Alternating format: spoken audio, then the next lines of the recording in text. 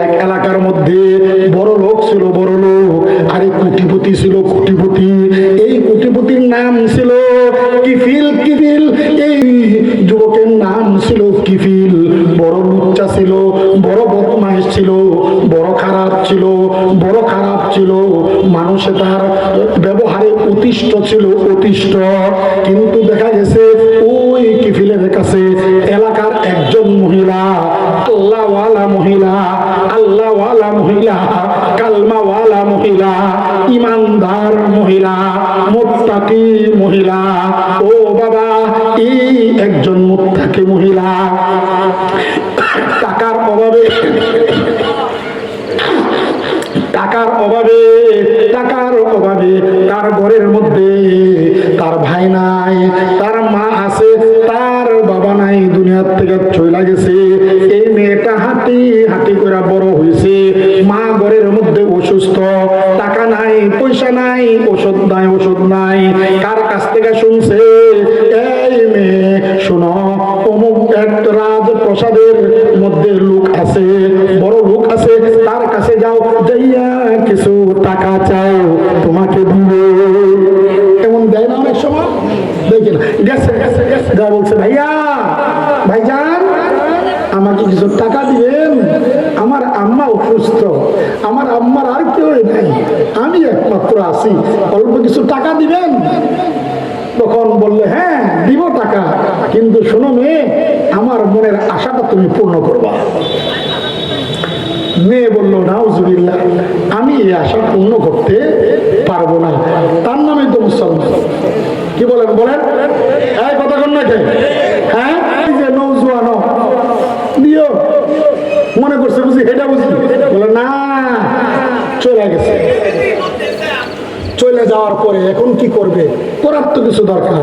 এই জন্য ভাইয়া আবার সে আসছে, আইসা বলছে, ভাইয়া রে, ও ভাইয়া, আমার আর কোনো উপায় নাই, দাও সিত্তিনা দিরহামান, আমার 60টা দিরহাম দাও, দিয়া দাও না, দিয়া দাও না, আরে দাও না, দাও। বলছে, আমার মনের আশা তোমার পূর্ণ করতে হবে। ওই মা শেষ নিরুপায় হইয়া শেষবারের মতো সে একবারে রাজি হইয়া 60 দিরহাম সে নিয়ে গেল। মুসনাদে আহমদের মধ্যে ঘটনা লেখছে, এই কিফিল নামক যুবক এবার তারে দিয়া দিল, বলছে অমুক তারিখে আসবে। এবার রেডি হয়েছে, ওই মেয়ে তার কাছে আসছে, মেয়েকে বলছে, যাও আমার পার্সোনাল রুমে তুমি চলে যাও, দরজা জানালা সব বন্ধ কইরা কিফিল হাঁটি হাঁটি পা পা কইরা ওই মেয়ের কাছে সামনে যাচ্ছে। এবার দেখে মেয়ের কান্নার আওয়াজ আসতেছে, চোখ দিয়া ঝর্ণার মতো পানি পড়তেছে। আরে ভাই, ওই মেয়েটা কবুতরের বাচ্চার মতো থরথর থরথর করে কাঁপতেছে, কাঁপতেছে, কাঁপতেছে। এবার কিফিল বলে, ও মেয়ে, তুমি আমাকে দেখা কেন কাঁপতেছ? আমাকে দেখা কেন কান্না করছো? এবার বলে, ও ভাই, আমি কান্না করি এই জন্যই কান্না করতেছি, এই জন্যই কান্না করতেছি। আমার বয়স 15 বছর, এই 15 বছরে আমি কোনো নাফরমানি করি নাই, আমি কোনো গুনাহ করি নাই, আমার এই বডির মধ্যে গুনার আচর লাগতে আমি দেই নাই, আমি আল্লাহর হুকুম লঙ্ঘন করি নাই, আমি নবীর তরিকা লঙ্ঘন করি নাই, আমি করি নাই, করি নাই, আমি কিছুই করি নাই, আল্লাহর নাফরমানিও করি নাই। এই জন্য আমার যদি এখন তুমি জিনা করবা, আমার এখন জিনা কইরা তুমি আমার পাক দামানটা, পবিত্র দেহটা অপবিত্র কইরা দিবা।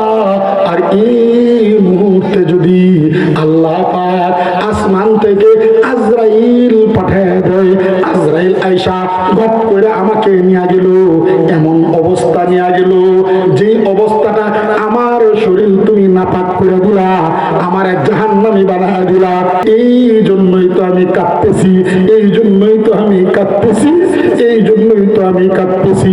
এই কথা বইলা এবার এই কথাগুলা তারা কলজার মধ্যে এমন ভাবে আকর্ষণ করছে, এমন ভাবে আকর্ষণ করছে, আকর্ষণ কইরা এবার এসে বলতেছে, ও বোন, তাহলে কি জাহান্নামের আগুন তোমার একা ভয় করলে হবে না? তাহলে তোমার কথা হতো আমারও তো হবে, জাহান্নামের আগুনকে ভয় করতে হবে। যাও যাও যাও যাও বোন আসিফ মালিক সরি সরি সরি, যাও যাও যাও যাও, আমি তোমার টাকাগুলা ছাইরা দিলাম, যতদিন বাইসা থাকবে ততদিন পর্যন্ত আমার বাড়ির মধ্যে যাইয়া তোমার মায়ের জন্য, তোমার জন্য যে পরিমাণ চাল লাগে, আমার চাল লাগে, টাকা লাগে, পয়সা লাগে, যা যা লাগে সব আমার বাড়ির থেকে তুমি আনবে। মারে আমি তোমাকে কষ্ট দেওয়ার কারণে আমি তোমার কাছে সরি, আমাকে মাফ করে দিও, আমি আর তোমার কাছে অপকর্ম করব না।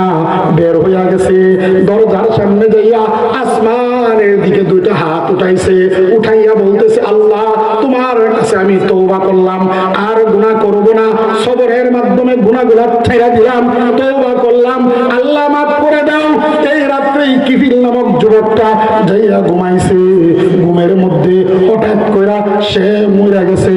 সকালবেলা দেখে সে মরা।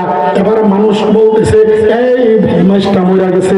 বদমাইশটা গিয়েছে মরে গেছে, বলেছে এমন আছে না, মরলে ভালো লোক করেও কি, ভালো লোক করেও দেখতে আসে, খারাপ লোক করেও দেখতে আসে।